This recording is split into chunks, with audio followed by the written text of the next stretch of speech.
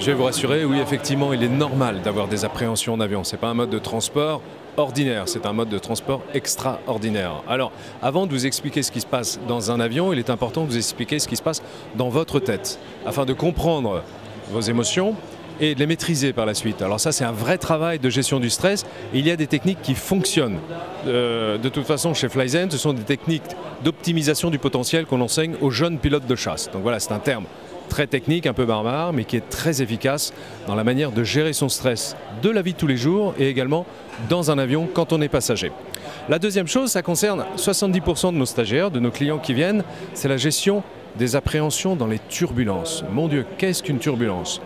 Et surtout pour certains, qu'est-ce qu'un trou d'air? Parce qu'on est sûr d'avoir traversé un orage avec des trous d'air. Alors, je vais vous expliquer ce que c'est qu'une turbulence. Vous prenez un avion dans une zone de turbulence et en fait, quand vous analysez bien la situation, l'avion, dans une situation qui vous gêne, bouge exactement comme je le bouge ici, c'est-à-dire de quelques millimètres. C'est important de le savoir pour comprendre.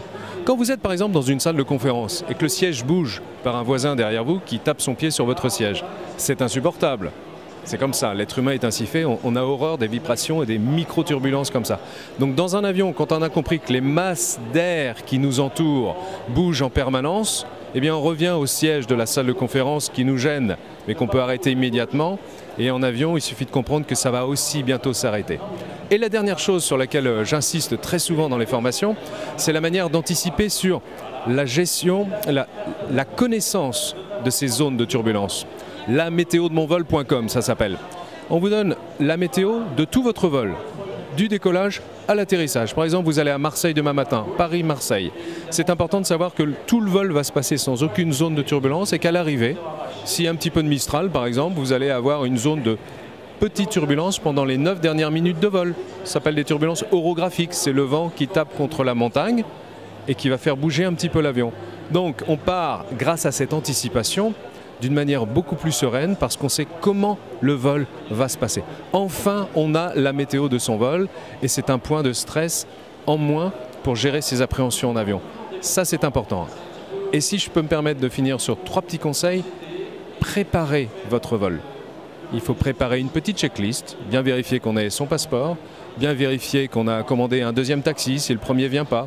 Ça s'appelle de l'anticipation. La deuxième chose, il faut être bien reposé. C'est facile à dire, mais bien reposé pour être à même de, et c'est le dernier conseil que je vous donne, de respirer calmement dans l'avion. Vous savez, la respiration ventrale des petits bébés, on respire en gonflant le ventre et on souffle en appuyant et ça va monter et faire bouger le diaphragme.